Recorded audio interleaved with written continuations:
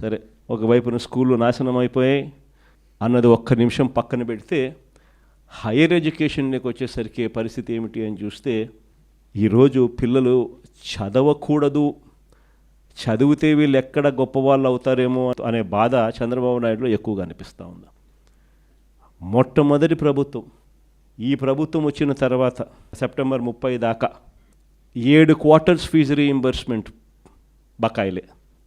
జనవరి, ఫిబ్రవరి, March quarter 2024 which was suppose to be paid ఏప్రిల్లో verify చేసి మేలో డబ్బులు ఇవ్వాల్సింది. అక్కడ బ్రేక్ పడింది. ఎన్నికలు మే 13 ఎన్నికలు జరిగాయి, అక్కడ బ్రేక్ పడింది. చంద్రబాబు నాయుడు ఎన్నికల కమిషన్కి లేఖ రాసి ఫీజు రీయింబర్స్మెంట్ డబ్బులు జగన్ ఇస్తా ఉన్నాడు, ఆపండి అని చెప్పి ఏకంగా లేఖ కూడా రాసి కూడా ఆపిచ్చేసాడు. సరే, మే 13 ఎన్నికలు అయిపోయాయి, తర్వాత అయినా ఆయన ఇస్తాడులే అని ఇవ్వాలి కదా.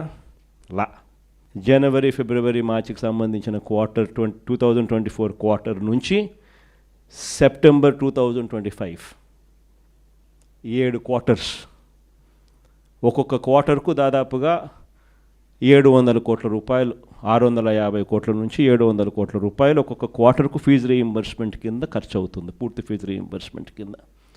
ఉజ్జాయింపుగా 7 క్వార్టర్స్కు ఇంటూ 700 అంటే 4,900 కోట్లు ఇచ్చింది ఈ ప్రభుత్వం. కేవలం 700 కోట్లు అంటే 4,200 కోట్లు డ్యూస్ ఉట్టి ఫీజు రీయింబర్స్మెంట్ మీద.